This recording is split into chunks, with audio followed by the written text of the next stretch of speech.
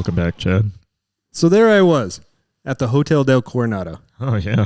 How'd that go? It was great. That sounds like a good time. Went down there for a conference. Sunny. Yeah. Lovely. Out there on a beachfront restaurant bar with my wife and her friend down there for a conference. Sounds fantastic. My phone chimes. It says, hey, you've got a voicemail. Oh. From packtothefuturepodcast.com. That happens every now and then. I pull it up and listen to it, and I'm in tears. And immediately, without any context, I play the voicemail for them.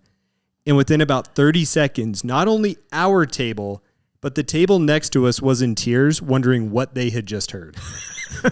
So that being said, fire away. So I'm walking down the street with my earbuds in, listening to that new Pack to the Future podcast, Hotness, when this homeless guy comes up to me, and I'm like, normally I would just walk through the way, but I'm in a good mood because I'm listening to the Pack to the Future podcast. So I remove an earbud, and I'm like, what's up, man? And he's like, yo, have you heard? I was like, heard what? And he's like, Pack to the Future podcast is back with a new season. I was like, dude, I'm listening to it right now. And he was like, no way. And I was like, yeah. I handed him my earbud. He put it up to his ear, and he was like, what? And I was like, yeah. And he was like, can I have some money? And I was like, whoa. I thought we were having a moment here. And he was like, yeah, but I need to go buy some sports cards because these guys just inspire me. And I was like, oh, you're going to buy cards? I was like, yeah. All right. I took out my wallet. I handed him all my money. And then I was like, you know what? Why don't you hop in my car and we'll go to the shop together? And then we spent the rest of the day ripping packs, listening to pods, and talking about our favorite PTTF moments. Whoa. Yeah. That was amazing. You still can't convince me otherwise that wasn't a true story. There's an Adam. Oh, it's a 101.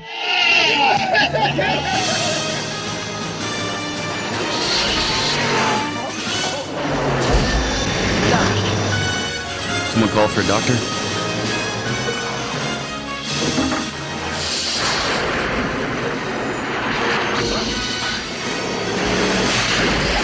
Always entertaining, accidentally informative. We are bringing nostalgia and camaraderie to the hobby. That's Tim. I'm Chad, and this is Pack to the Future podcast. You can find us on Apple Podcasts, Spotify, and on our website, Tim, where you can leave us a voicemail at pttfpodcast.com and on Instagram at Pack to the Future Podcast. Yeah, that's where you can find us. Tim, welcome into episode 5 of season 2. Episode 5. And once again, we have a baseball-related topic, but something that will be certainly relevant to all card collectors out there. We are going to be talking about what Topps has done with 2023 baseball regarding their pack odds, retail versus hobby. Well, Fanatics even now. So, yes, yeah. Yes, even bigger deal. Mm-hmm.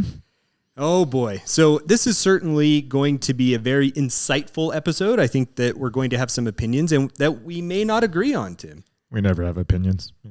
Nor do we ever agree. So that should work out well. Guys, while you're at this and listening to our podcast, hop on over to iTunes, leave us a 5-star review, and we will perhaps read your name on the show. We do that too. I don't know that that's really that much incentive for someone, but we will state their name onto the airwaves. That we can do.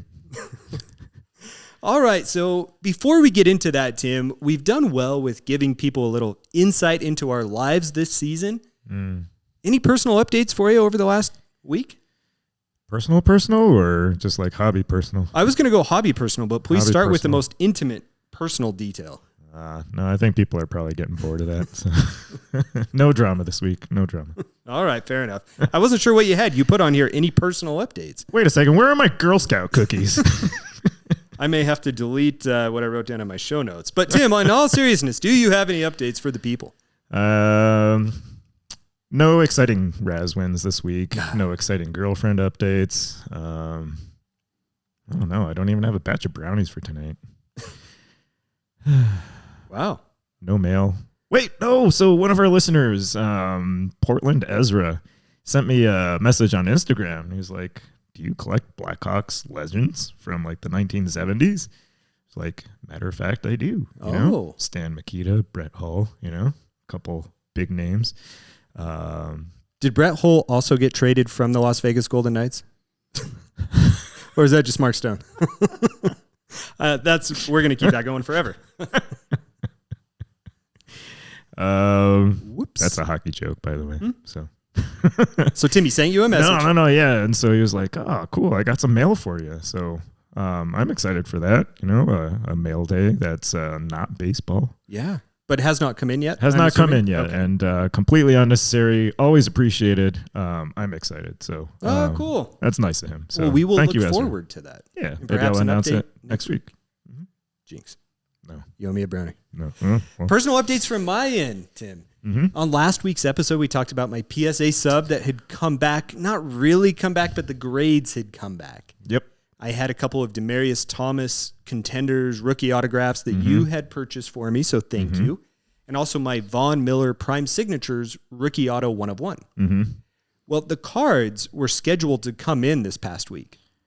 Are they still not in? No, they're in, but it created a problem. Oh, no. What problem is So that? last week was a very busy week for me. Yeah. Clinic Monday, Tuesday, meetings all day Wednesday, and then Thursday we left for Coronado. Now, my wife is working from home, and she works with doctors, and on certain days she has to present to doctors certain information. So she needs the house kind of quiet, calm, so she doesn't make a fool of herself. Video visits and stuff. Yeah, exactly. Okay. That's exactly it. So Tuesday morning I'm at clinic, and I get a text message from FedEx, and it says, "Hey, your PSA package is coming in tomorrow, being Wednesday." Okay. And it says signature required. Oh. And I'm like, okay, Wednesday's going to be fine. Yeah. I have my meetings, but I'm doing them from home. So like, no big deal. If it's not there, I'll just go put a note on the door. I'll take care of it. But Tuesday I'm in clinic. And as you know, when clinic gets rolling, it's a black pit from hell that you're not getting out of. Nope. Can't even look at your phone sometimes. Yeah. So then a couple hours later on Tuesday, I get a text that says, your package is on its way to being delivered. On Tuesday. And I'm like, not Wednesday. Oh no, this is bad. A few moments later, I get a message from my wife. And I'm sorry because I don't think we discussed this, but you're editing this week. Here's what she said. So FedEx needed to bang on our door for 5 fucking minutes when I was on the phone with a fucking patient. So Penny, our dog, was fucking barking. And this asshole wouldn't go away until I answered the door. So anyway, your fucking package is on the stairs under the fucking window. That sounds like Mrs. Doc for sure. So PSA, thank you for having my package arrive a day early. That was great. Oh, man. Package arrived a day early. Now requires signature. Yeah. Come to find out. And a very persistent FedEx delivery guy. That's interesting. Usually they don't put in that much effort. If I remember right, usually they just throw it at your door and drive away. Well, funny you should say that. My package was banged up. The box was dented. But I think that could have been from it hitting the window. Or was that Mrs. Doc taking out some frustration? Well, that's exactly it. She took that thing and just chucked it against the window, and that's why the package was a little banged up.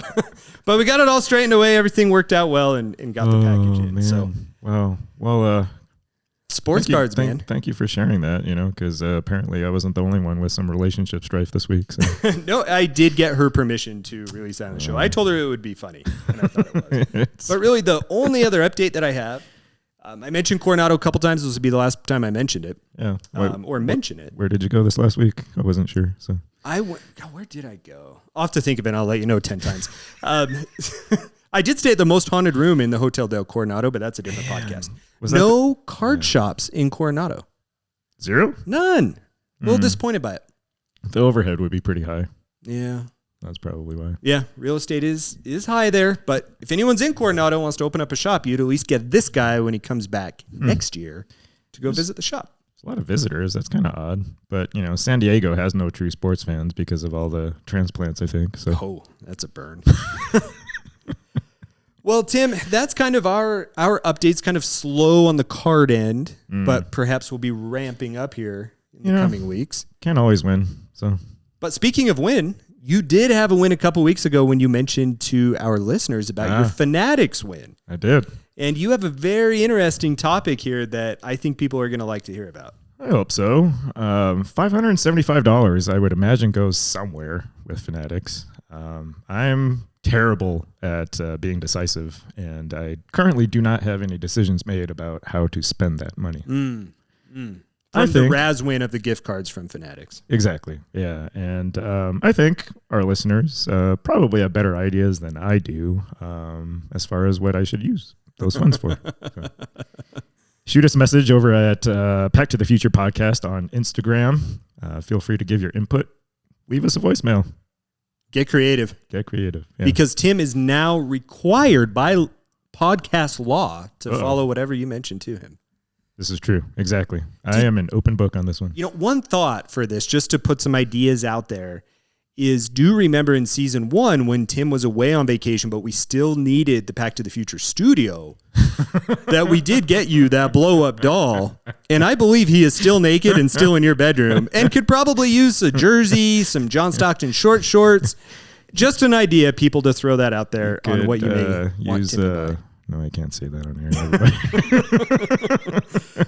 Well, speaking of hobby-related stores, yeah, Tim, you also had another great idea here. Man, perhaps doing some mall shopping? Yeah. You want to go to the mall? A little retail therapy. I like this. That's not where we normally go together. Tell me about your thought. So along the lines of Fanatics, Lids, I've heard, carries retail product now. Baseball cards, occasional basketball cards. And as a little prelude or a foreshadow for what we're talking about later, perhaps a little retail box or a pack or a hanger or a blaster might be in order. I have been impressed with the setup that they have inside the mall. Have you been down to our mall? Yeah.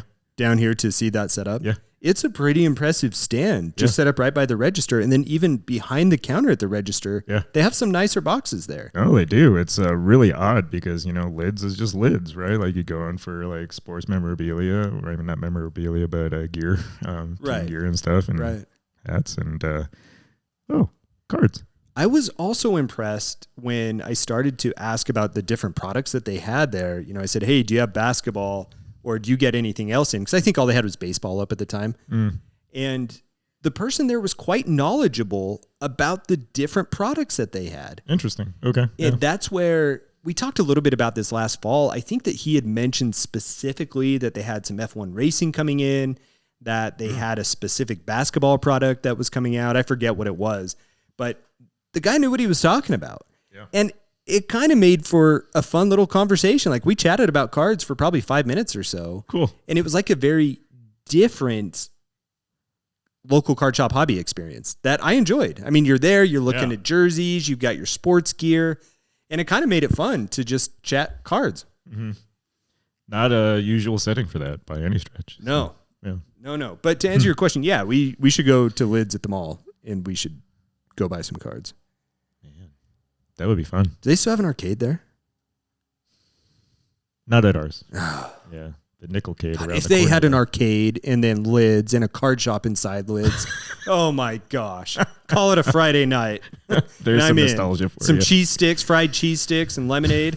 Oh, I'm in, baby. Man, I love those arcades that have beer too. Oh, so nice. Yeah. We need to get out of Salt Lake where they have more of those. We really do. But we digress. Yes. Well, speaking of snacks, Tim, Built Bar's got a little something coming up for March. Don't remind me I don't have brownies for night, Chad. I'm sorry, man. Man, geez. But, you know, I had that idea that, you know, Built sent an email to us and was like, hey, look, there's a mint brownie puff flavor coming out, and we're doing a promo on that. Like, can you imagine some mint brownie a la mode at 10 p.m. at night? And healthy. I think so. Yeah, right? You're getting your protein inside of there, and they designed these kind of with people in mind, people's health in mind. Yeah, and they don't even taste like, you know, health bar by any stretch. You know, it's effectively candy. That's been my impression of a lot of their flavors. And late night snack, a mint brownie puff a la mode. Sounds good to me. So I might head over to built.com and purchase me some mint brownie puff bars for later. But I'll remember to use the promo code PTTF for my 10% off. Very nice. Mm-hmm. Very nice, Tim. And kind of that mint flavor reminds me of March, St. Patrick's Day, but also the great part about March is March Madness. Ooh, yeah, for sure. Can't forget about that. Basketball tourneys are coming up. It is one of my favorite times of year. Man. Absolutely love it. And, you know, we had a listener reach out to us and say, why in the world are we not doing a college bracket tournament challenge. Why aren't we? Well, we are now. There we go. See, problem solved. Yes. We're going to make this super simple. Yep. Here are the rules. They are non-negotiable until you negotiate with me and I change them. 10 pack bucks or dollars. I don't know if I can say dollars on the air. So can we say that? I think so. So a $10 entry. Yeah. Maximum 3 entries per person. Okay. Probably should have discussed that before the show. 3 entries. Yeah, no, that sounds fair. 3 entries. Yeah, you like having your little throwaway bracket. Yeah, well, you always do 3. You talked about the soggy bottom 3 in the razzing last time. So yeah, 3 spots I thought for we'd sure. stick with 3. Through ESPN and standard tournament scoring. Yeah. Message us with your interest through probably Instagram, Pack to the Future Podcast. Easiest way to do it. Of course, you can still shoot us an email at packtothefuturepodcast@gmail.com. And we'll leave it wide open, but we have to receive the finances before tip. Correct. Yeah. Otherwise, your entries are null and void. Right. Once you send us a message of interest, we'll give you our funding information about where to send that money. We'll be completely transparent. We'll let you into the group and all that sort of stuff. Winners, so payout 60, 30, 10 percentages. And the winner, if you would like, will come on the show. Choose a topic and help us host a show. There you go. That would be fun. Why not? Yeah. I think so. Yeah, there you go. And you can just, brag about how you picked such an awesome bracket too. That's fine. Yeah, that could be the entire episode if you would like. There you go. Well, let's transition over to what we actually came here to talk about tonight, Chad. Baseball. I'm in. Reluctantly. I don't even sense too much reluctance. 5 episodes into the season, every one of them has had baseball. Every single one? Well, except the addendum. Well, that's about how long a starting pitcher lasts these days. So maybe this will be the last episode for a little while that talks baseball. So there you go. But I came across this article over on sportingnews.com written by one of their writers by the name of Ryan Fagan. So a lot of the credit goes to him for this little article that he wrote and some of the data within. But his premise of this article was, so what exactly are the chances of getting anything good in retail products this year? And have they taken a nosedive in terms of your odds for hitting something good? Because will Topps or Fanatics, their decision to weaken retail product backfire? That was his title of his article. And that's an interesting thought, right? Retail in general, for me, Chad, I have had garbage luck. Yeah. And that's what I associate with retail. But there's this whole saying that says, hangers are bangers. Oh, gosh. And it makes me cringe every time because it's such a dumb saying. But there's just a lot of stuff in the hobby that sounds like that. But hangers are bangers. That's what do you the think about tattoo that? you have on your lower back. Oh, geez. You weren't supposed to tell me. Now, typically when I hear that, immediately what it triggers for me are people who are going to retail shops, scooping up every retail product they can find, and then using that to break online. And so they're just ripping, I guess in my mind, hundreds of packs, just shredding through cards to find this one hit. And immediately that puts a bad taste in my mouth because that's something I've never subscribed to. No, and that's not what you associate an actual break with, right? You want hobby boxes, you want the jumbo boxes, you want the actual hobby releases. And retail is a very different world, so you're talking walking into Target, walking into Walmart, walking into Lids now even, buying a box off the shelf, and with the hopes that you still can get nice hits out of it at a much more affordable price, right? So for perspective, so the definition of a hanger, currently for Topps Series 1, 2023 Topps Series 1, the inaugural release of baseball stuff, flagship Topps product, now currently Fanatics as well, is defined as one of their packs. Best way to describe it, 67 cards total for about $12 currently, where you get about 6 to 7 non-base card hits. So not that much, but for $12, you can do a lot worse, right? Sure. So you forego your, Starbucks run, you forego your burrito for lunch, and you can open up some hobby packs instead. Okay. So the concern is that the odds have dropped precipitously in terms of your ability to hit nice cards. So it starts off okay. The rainbow foil parallel, which is an easily recognizable parallel in tops, along with their royal blue. They stayed constant from 2022, so last year, to 2023 this year.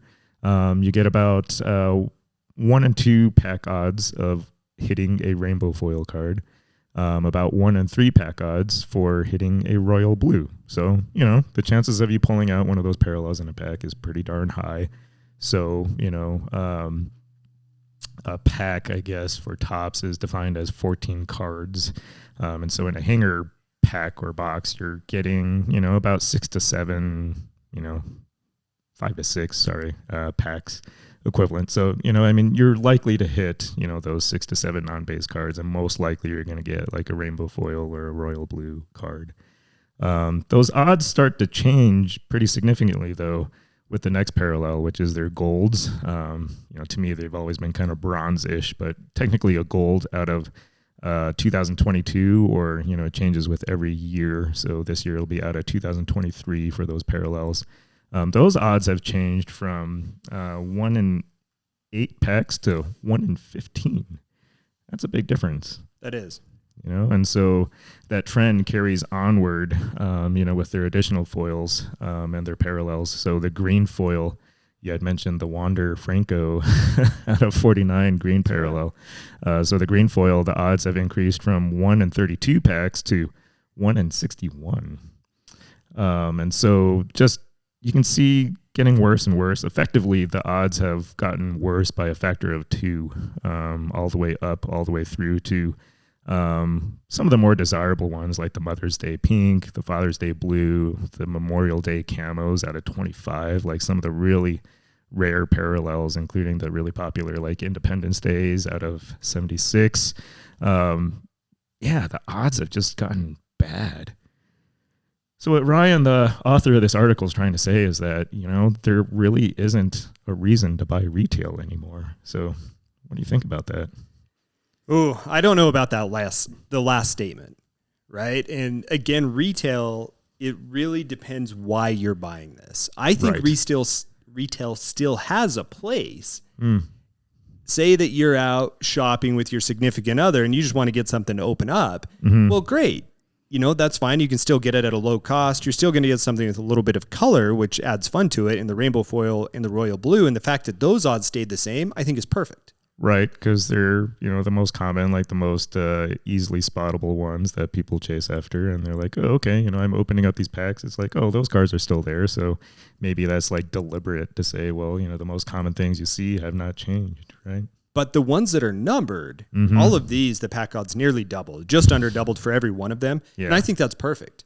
Is it? Yes, it is. Why? Because what you're doing is taking the people who are going and hoarding these boxes and then selling them online and ripping them as part of a break, that you're drastically decreasing the hits that are being produced out of that product. And from Fanatics' perspective, the people who are gaining the money and making the most profit on that are the people who are breaking, not Fanatics. And this is how you put a stop to that. So you're saying because it's way less likely to pull those hits, that takes away the appeal of hoarding all these and getting into fights and murdering each other in the aisles and blocking off the wall from those little 8 to 12-year-old punks that actually want to open some of these packs? Absolutely, it does. And, for kids perhaps who are still opening these, and I just say kids because they're a little bit cheaper, even though most of the kid collectors these days have well more money than I have in cards. Seriously, right? But it still gives them an opportunity to hit something. And that daydreaming, you can still have that. You still have the pack odds there, which are great and kids love. I think this is brilliant. It's still possible.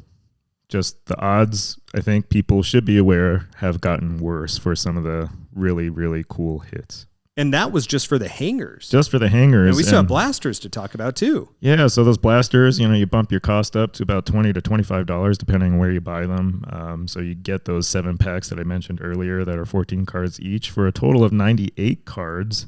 So, card-wise, you're not getting many more than the hanger at 67 cards, but you're paying double the price with only 2 non-base cards and 1 manufactured relic in each blaster. So it's a little interesting that you would pay more for fewer hits.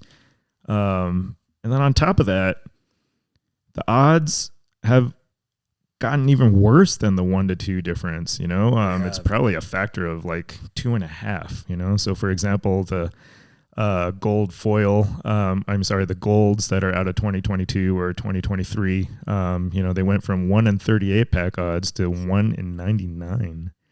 And that carries all the way through to the Memorial Day camo, basically, finishing at 1 in 3,039 packs versus 1 in 8,048 packs for the most desirable or rare possible parallel in these products. Same argument there for me. Yeah. I like the fact that they're available in retail. I like the fact you can still buy them. But if you are not paying the premium on a hobby box, then your odds of hitting that premium card should be drastically reduced. That I agree with, right? Because you're paying a fraction of the cost of a hobby box or a jumbo box, and you just should not have the same odds. Right. And you're going to talk about the jumbo here in just a second. Yeah. But without spoiling that and transitioning to that, I really feel that this will drive people back. I don't know if I should say back, but it helps to drive more to the importance of the hobby box, which everyone can agree has drastically faded over the past 2 years. The prices are astronomical. And when you see and hear people hitting these bangers out of retail, why am I going to go pay hundreds of dollars for a hobby product if I can just go pull it out of Target? That's valid. And so with this, I think what they're doing is saying, okay, we're going to keep hobby boxes here. Unfortunately, my guess would be that we're not going to continue to see the decline of hobby prices. I don't know if this is the only factor that plays into that, so that may not age well. However, I do think that it's tending for Fanatics to say, okay, we're going to put the best odds to hit some of our best products in a hobby box, which is going to cost you more. But also, if you're going to pay more, your odds of hitting this are better. So for me, I like this more as someone who used to consume hobby boxes. It's a nod by Fanatics, I think, to say, hey, we value the hobbyist, not the retail hoarder, not the retail flipper. We also value our breakers, which I think is a very friendly move because I think people are concerned about that possibility. It actually favors local card shops too, right? Because it drives people towards the card shop because that's where you're going to find these hobby boxes, for example. And so... At least for the time being. So we'll see, right? But Ryan's point then is that the jumbo boxes are where the value is really at. At release this year, they were at about $150 to $170-ish. And now if you look on eBay, they're around 200 plus, 225 is what I was seeing too. So there's value that people have perceived to be there. And Ryan's argument is that, the odds for some of these foils and parallels actually improved. Starting at the gold, 1 in 12 pack odds for pulling one of those in a jumbo box last year compared to 1 in 4 packs this year. So far easier to hit something like that. And you'll be like, oh, okay, there's some value perceived here. And some of the differences are pretty drastic, so almost like a 4-fold increase for some of these. For example, the Independence Day or the blacks, so the black is out of 72, a very nice card, nice parallel to chase after.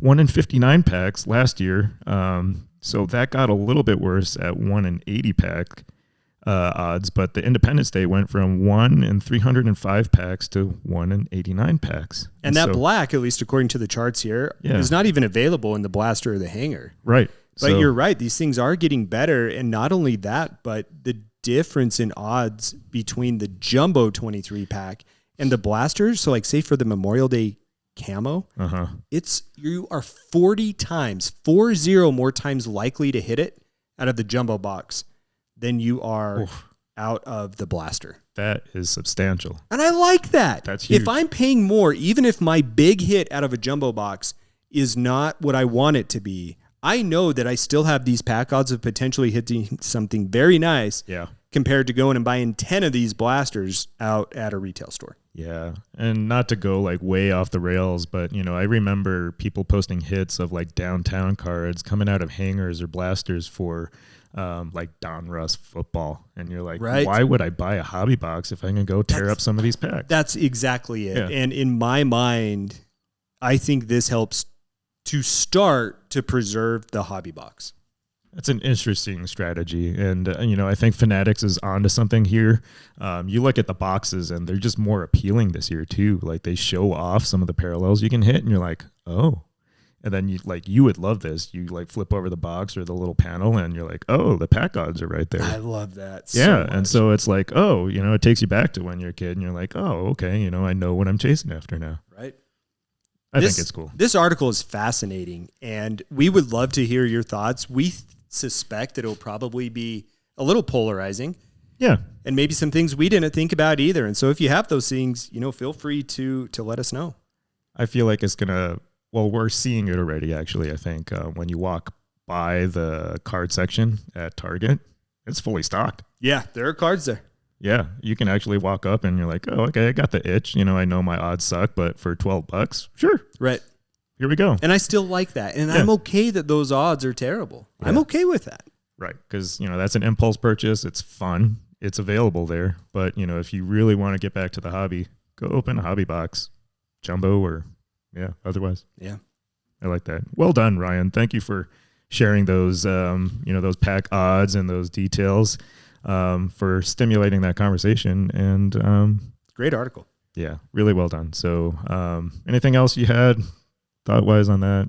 No. I think we covered it pretty well. I liked it. Short, sweet, and very interesting. I think so. So baseball, there we go. Might have to give it a rest here, but it's 5 weeks in a row.